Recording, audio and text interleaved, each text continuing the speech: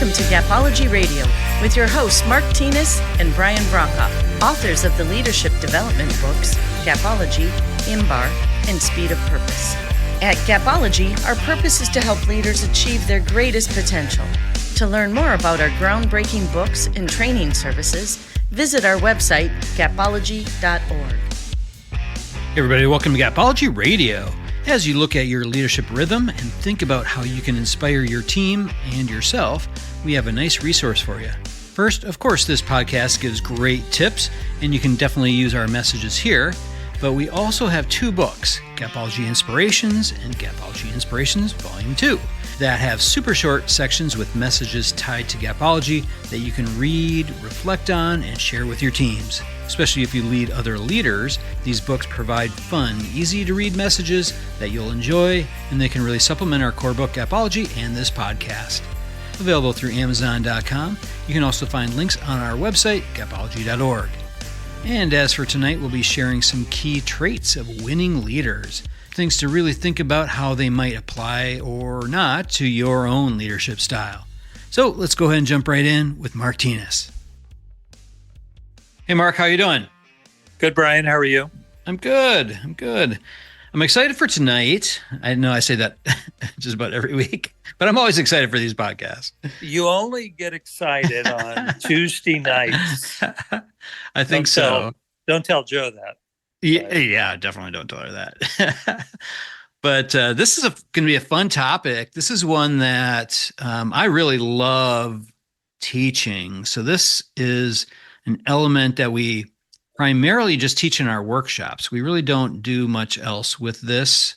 It's kind of a research type of a topic, something that came from our original research. But this is one of the initial slides that's in our workshop where we give a little bit of the history on where Gapology came from, and we talk about all that, and we talk about winning leaders, and we describe what winning leaders are and that kind of thing. And this is, we're going to talk tonight about 10 traits of winning leaders. Okay, so 10 traits of the winning leaders. And so we'll walk through this for everybody today. But I got to tell you, Mark, in the sessions, I see this is where, and it's probably the fourth slide, maybe third slide, and people just immediately start scribbling notes on this slide. You can always see their engagement level just goes up like amazingly. So at this point, well, everyone listening tonight likely should take notes. Oh yeah, definitely. This is something that they probably won't find anywhere unless they hire us to come and do a workshop. So there's some good stuff here. So. Well, let's tell them we were going to do this as 10 podcasts. Right. Yep. And we said, no. Let's go ahead and knock it out. Let's knock out the 10 traits of winning leaders. Let's knock it out in one podcast. Yeah. So we're going to go through them quickly. You need to take notes. I think the key here is ask yourself if you have that trait. And if you don't have the trait that we describe out of the 10, work on it, because the winning leaders had all 10 of the traits. Mm-hmm. So you can have all 10 of these and you're unstoppable. Fair enough? Yeah, definitely. And I would say, if you want to know more about each of these, so we'll give an overview, but if you want to know more about each of these, we've actually done podcasts on many of these topics. So a lot of really good detail. Just kind of go back through our catalog of episodes and you'll probably find some really good information there. I attended a Gapology workshop that Brian conducted recently, and he goes through these as one of the slides. He does a great job of going through them with the group as part of Gapology. Mm-hmm. But we wanted to walk you through them, tonight, so that you would have these. And again, they are a point of self-reflection. So you need to ask yourself, is this me? Do I have this? And if you've got it, move on to the next one. Because if you can capture all 10 of these, you are literally unstoppable. Your career is going to explode. Yep, exactly. Okay. So you want to jump in? The other thing they need to know is the order is irrelevant. Oh, yeah. So number one is not number one. It's just 1 through 10. Number 10 is not lesser than number 1, et cetera. So these are 10, and we consider them equal, I guess. Right. Yeah. Is that Yeah. fair to say? Yeah, definitely. Yeah. It's not in an order. It's just a list. In our research, these were the 10 things that we found that the top performing group possessed. They owned. They executed these things. And if you know them, you can go after them. And you may say, wow, I don't have that one. You can go after it and you'll be better for it. So, right. And they were also very consistent. So we saw it so when we looked at the winning leaders, we saw these 10 traits in all of the winning leaders. It was something that was very consistent. And it was interesting how some of these things really jumped out at you. Just, like the first one, when Mark goes through the first one, this one we saw in every single winning leader. It was something that was very, very consistent. So, let's pause there and just back up.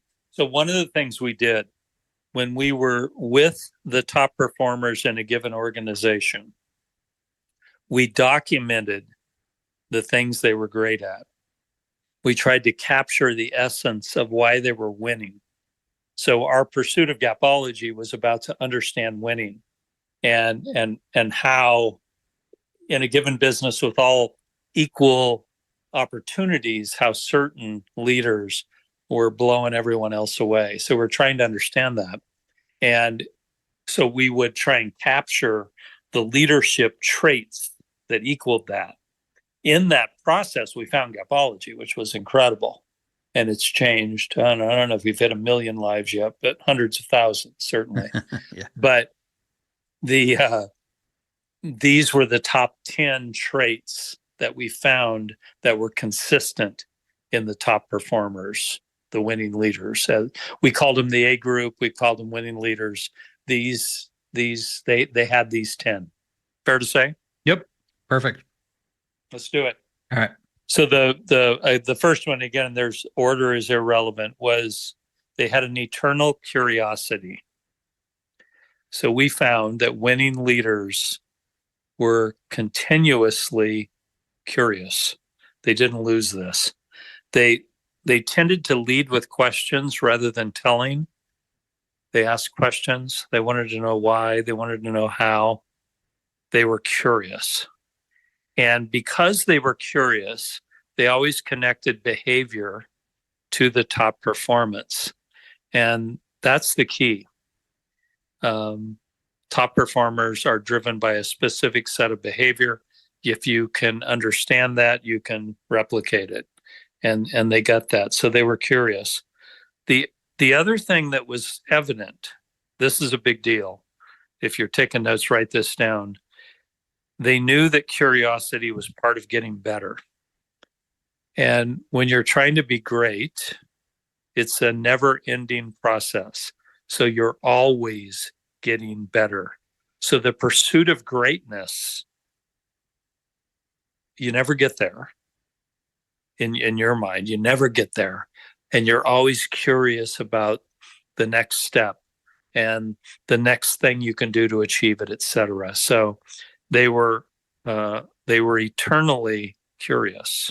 Yeah. No, that's exactly right. So, and the thing that I found interesting was that they were curious throughout all of the different elements of their roles. They always wanted to know why. So, why was training working or not working? Why do some team members understand priorities and why do some not? Why are some committed where others aren't? They were always asking these questions. And in our workshops, when we talk about this one, a lot of people start nodding their heads. And then as we go throughout the workshop, we always refer back to this because this is something that's very consistent throughout all of Gapology. So no matter which gap that you're working on, remain curious. That's one of those key traits. Yeah, and they would go to their top performers, and they would be asking, "How are you achieving this incredible metric, this number? Yep. How are you exceeding the expectation that we set?" Right. And they're curious about what the behaviors are that equal that. And because they know if they can figure that out, they can replicate it. They can pass it on to others. and others can be achieving these great numbers. It's an amazing consistency within the winning leader group that they remain curious, and we called it eternally. So that's the first one.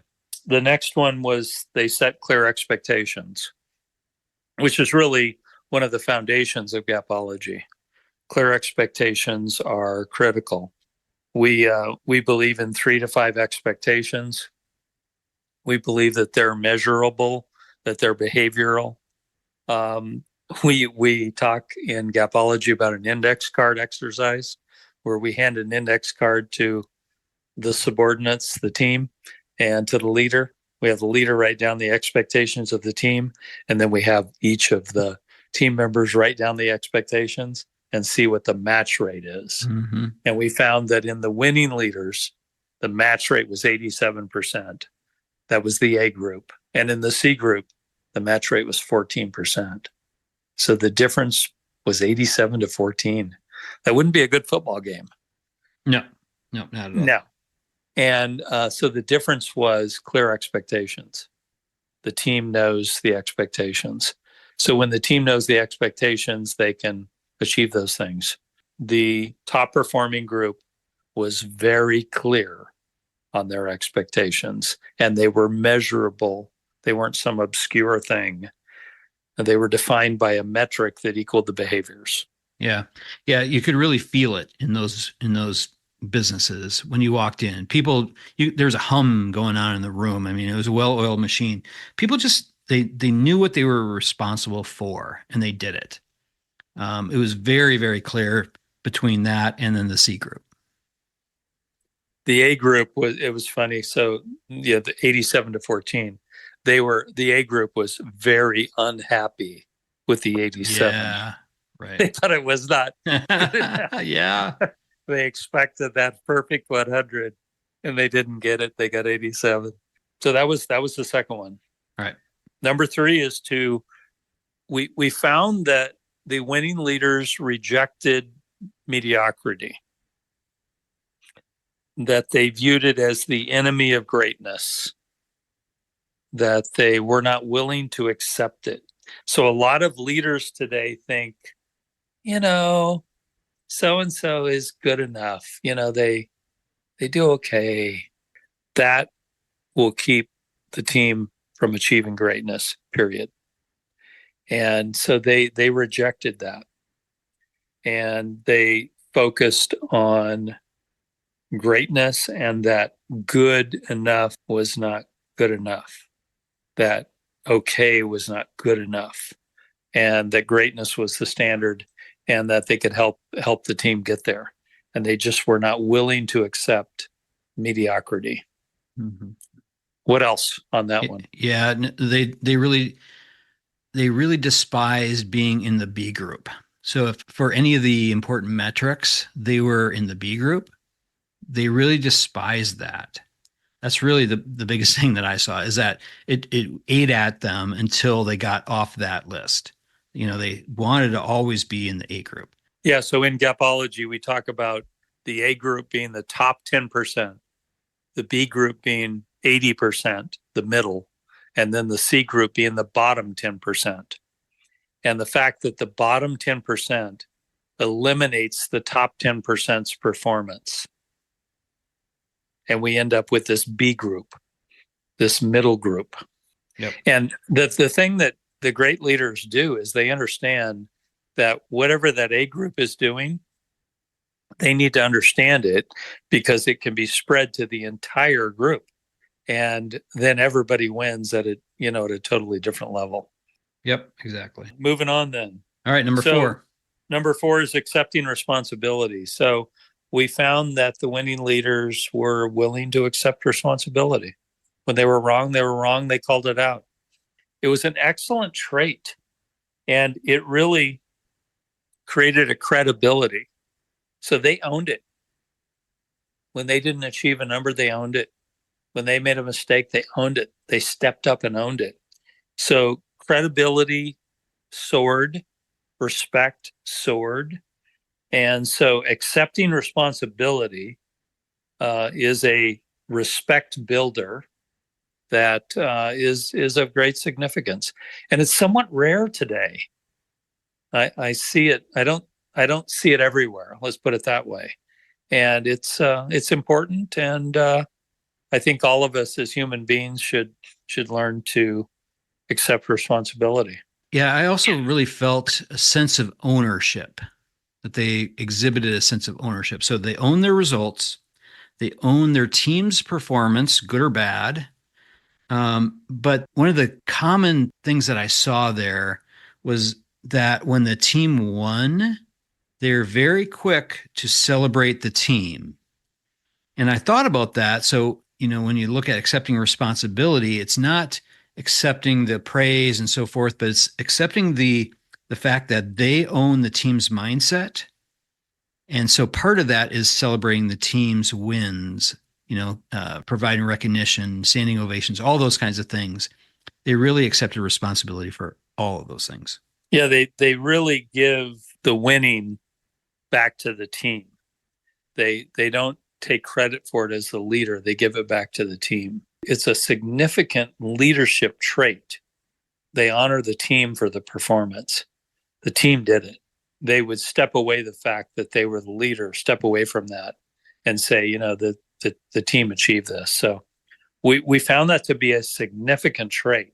And again, repeating, these are not in any order. These were the 10 that we found. And we didn't know what we were going to find. These weren't written in advance. Right. It was like, wow, this group really accepts responsibility. Yep. So that was a big deal. All right, number 5. Listen to create value. Yep. So we found that the winning leaders, the top performers, tended to listen more than they spoke. And they listened on purpose because they knew that it made the individual that was speaking feel valued. So they created value in their team by listening to them. And they thanked them for what they said. And it creates engagement. It creates a sense of pride and ownership that can't be created in any other way. We found the other leaders to tend to talk over the team. So picture that as the opposite: to interrupt, to speak, to talk versus listen. And we found that the greatest listeners were the winning leaders. They listened, they thanked, and they learned from that as well. So they were eternal learners because they listened to often winning leaders speaking to how that process worked. So we found this incredible listening to create value that we hadn't considered before. So we wrote it down as listening to create value. And we found that the engagement level of those teams would soar. And when the engagement level soars, performance soars. What am I missing there? Yeah, I don't think you're missing anything. This is just a real culture builder. You could really feel it in these teams, that this was really one of the things that they did to create culture. Is they really valued the team. They asked questions. They wanted to know, what created winning results. And what you said there about not talking over them, that was key. They asked a question and then paid attention. I think that was just something that overall, certainly all of them exhibited this, but it was really unique in each situation, how they did it. But the core skill there is really that listening piece. It really does create the culture that you're looking for. I also think, though, that the leader becomes the learner when they're listening. Yeah, true. So when the A group is talking about how they achieve something, the leader needs to listen, because they're likely achieving a number that the leader's not achieving in total. Right. It's like, holy crap. How are they doing this? When people listen to you, you feel valued. So there's nothing else that can replace that. And in most organizations, that doesn't exist. In most leaders, this listening to create value doesn't exist. And it may be difficult in a remote type environment as well. In a remote environment, you may be always, as a leader, in the position of speaking, and you may lack listening. So just think about how to create that in your environment. If your team is remote, ensure that you have a system of listening to them, and in listening to your top performers to understand it, and so on and so on.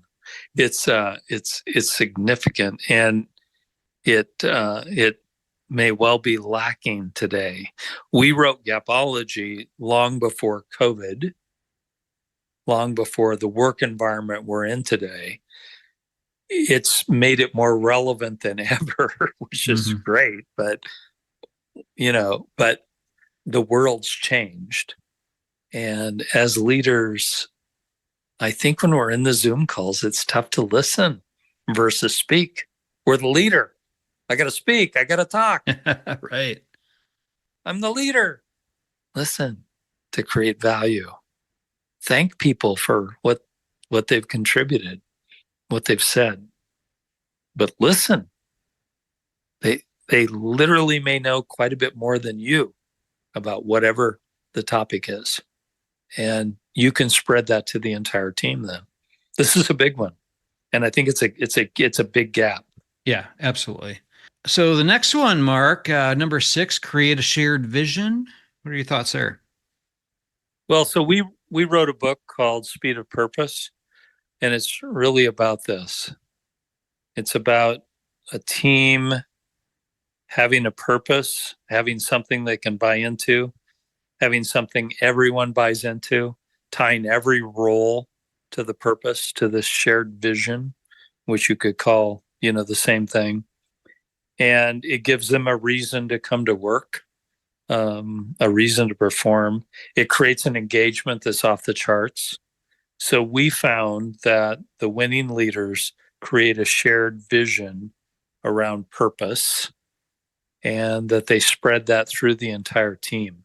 So when you speak to the team, they talk about the same things: why they're there, what they're there for, what this vision, what this purpose is. We have found that nothing replaces this, that there's nothing more significant that drives people to work, to perform at a high level every day, other than shared vision, which again you could call purpose. And we challenge organizations today in our Speed of Purpose workshops to create a purpose that will last for 100 years. And we have them think about it in that context. If you were to write your purpose for the next 100 years, what would it look like? And people, millennials, Gen Zs, Gen Xs, we hear today lack purpose in their work, that they're looking for that. So this next generation is certainly looking for you as a leader to provide them with this vision, and it can be unbelievably successful for you. Yeah, in remote work teams, I think this is really critical, and it's hard to sometimes reinforce when you're working, miles and miles apart. But this is one of those things that gives meaning to people's work. When you look at engagement levels of a team, if you're struggling there, if your team's struggling to be engaged, this is something you really want to take a look at, because winning leaders absolutely surround their team in purpose. They give meaning to the work that they do. Yeah, and it's of great significance. So if we were to just number these in relation to their importance, this would be one of the top 3. So make sure that your team has a shared vision that comes from you, and you can have them participate in the development of purpose if it isn't there yet. And that may create an ownership, but again, set the standard that it will be in place in 100 years. Think of it in that context. And we found that to work significantly. So, yep. So number 7, develop their replacement. yeah. So we have found that all underline that ALL underlined, all of the top performers had already developed their replacement and they were on the team. Wow. So some of us would be concerned with developing our replacement. Oh my God, they might replace me. Versus, wow, if I have my replacement on the team, we're going to perform at a level that no one can even dream of. Yeah, that's what it's all about. So some of our top performers that we've worked with, top winning leaders, had 2 or 3 of their replacements already on their team. Can you imagine the results that were being produced by those teams? Industry leading, worldwide leading. Think about it. So, and how great are you? And what happens to your career when you produce your replacement over and over and over again? I guess you get promoted to that next level. So it's an incredibly positive thing. And we hadn't really thought about it, but suddenly it was there. It was like, oh my God, those leaders that create their replacements, that develop them, get promoted, and they're the ones that run the organization in the future. Yeah. This is something that at first I thought it was just a developmental, like training and, type of an effort. But what I actually saw here was that this is how results were driven. So the overall performance of the team grew because that A team, your top performers that are promotable or whatever, are continuing to be developed and grown in their skills, which enhances the skills of the entire team. These people, they believed in development, not just for development's sake, but also to, improve performance. Well, when you are developing people that can replace you, you are learning a great deal from them, and you're getting better as well. Right. It's amazing. Mm-hmm. I recently found out that a rookie district manager that I hired runs the organization that I used to operate. Think about that. Yeah. Wow. I spent a lot of time with him. It was tremendous, and he runs the organization today. That's a characteristic of winning leaders. Think about it. Are you developing people that can replace you? If you are, the organization's going to grow and thrive like never before. This is huge. It's not a threat to you. It's an enhancement to your career. Right. Yeah. It's a reflection of your career. It's a big deal. This one is big. Yep. Okay. So next one, number 8, let's move on to that one. So this one is interesting to me. So that is create a bias for action. Yeah. So Gapology is KIA. Close the knowledge gap, close the importance gap, close the action gap. So we found that the winning leaders were able to complete that continuum. They closed the knowledge gap, closed the importance gap, and thus closed the action gap and created action towards the right things, towards the set of very clear expectations that were set. So this skill, regardless of your industry, the organization that you're in, whatever you do, is irreplaceable. Those that can create the action to close the action gap will win, period. And those that understand that it starts at knowledge, moves to importance, moves to action, which is the fundamental steps of Gapology, win. And it's all about KIA. And we're trying to get the Kia, motor company to send us a check for the KIA, but this is it. So when you as a leader get KIA and there's no other order, there's nothing else, and the bias for action is what creates the numbers. Once you get that, it's huge for your organization. I was telling Brian today that I interacted with someone I'd never met who had read Gapology, IMBAR, and Speed of Purpose and had implemented those within her team. And she categorized it as career-changing, life-changing, and life-changing for many people. And bias for action is what it's all about. Yep, exactly. And I don't really have anything more to add there, Mark. I think that's exactly right there. These are teams, leaders that are really inclined to action rather than non-action. They're seeking out the right action to take and just went after it. So let's move to number 9. So teach and learn simultaneously. What do you think on this one?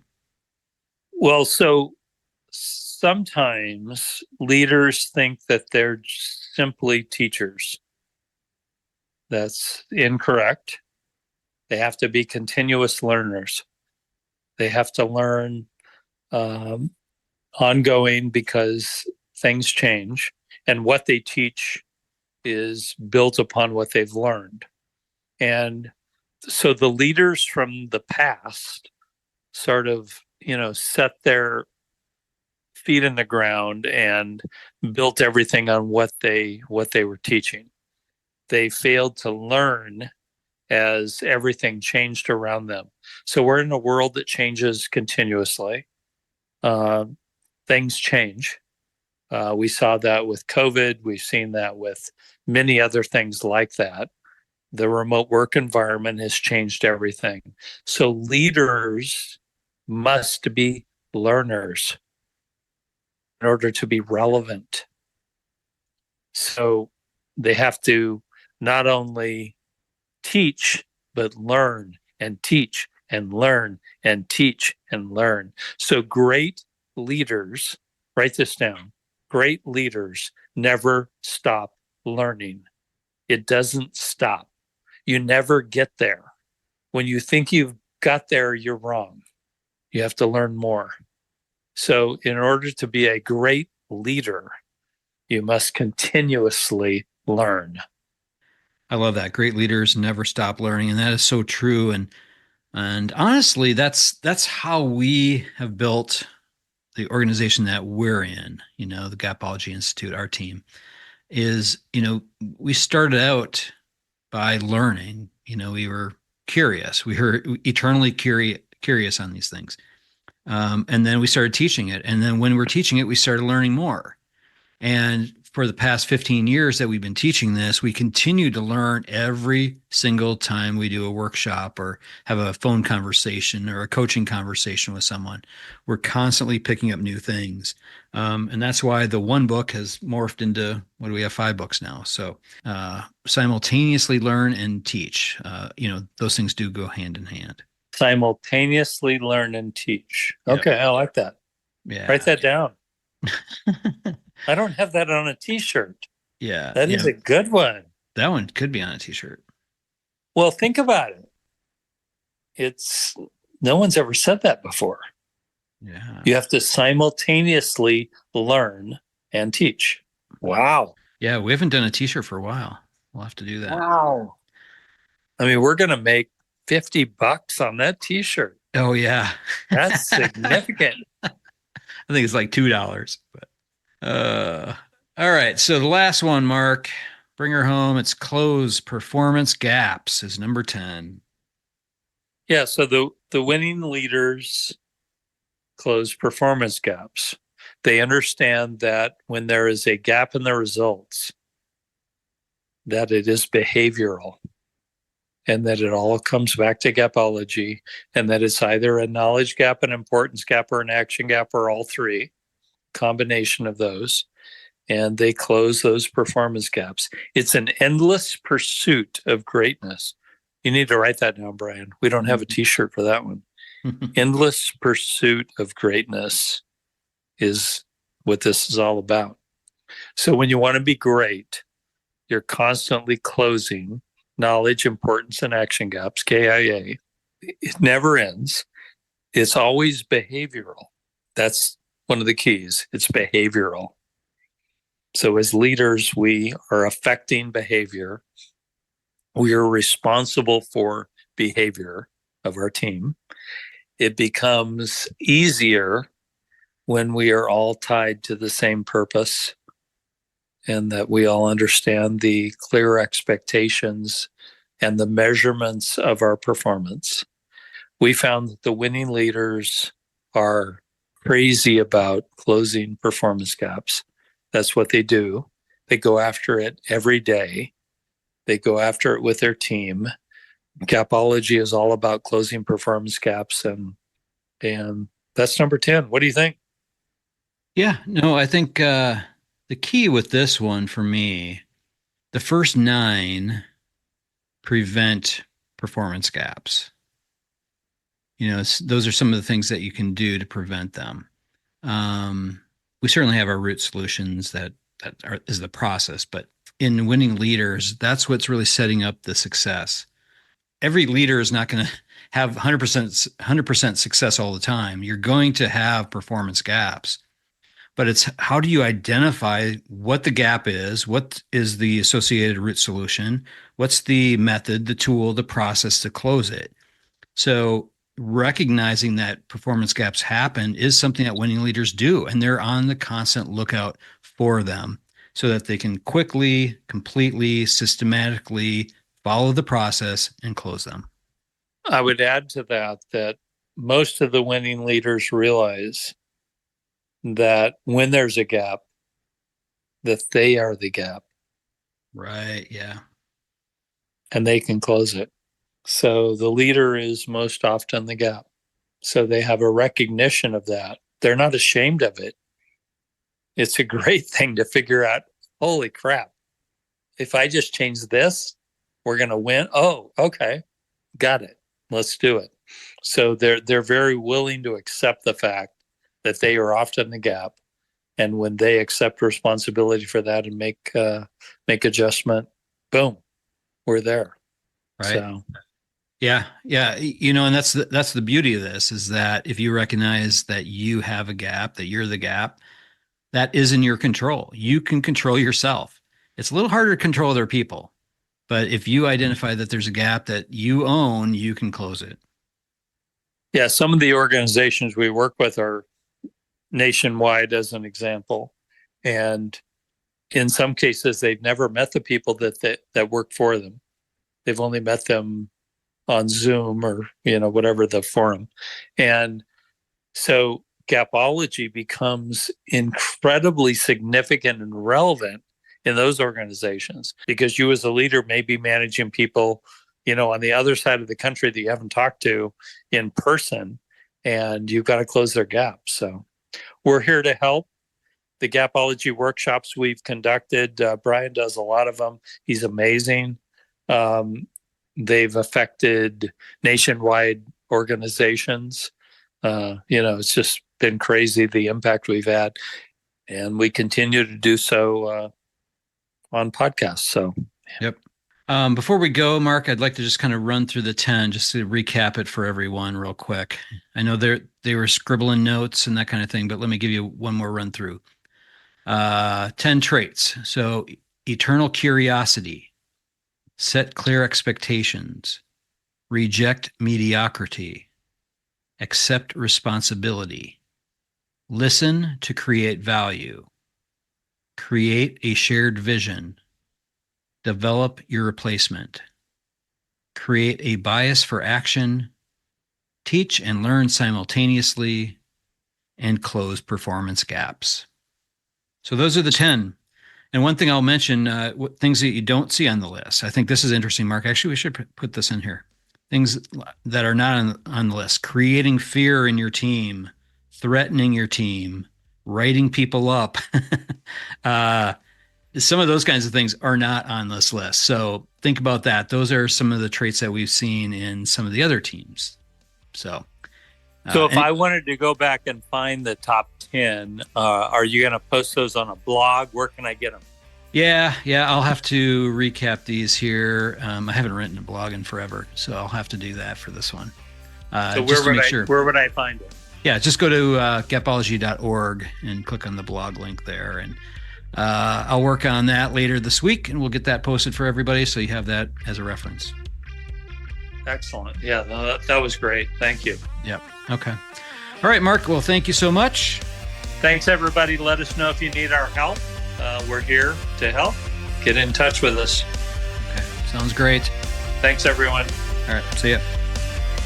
All right. That'll do it from here. For more information on Gapology or Gapology Inspirations, head on over to our website, gapology.org. Everyone have a fantastic week. We'll talk to you soon.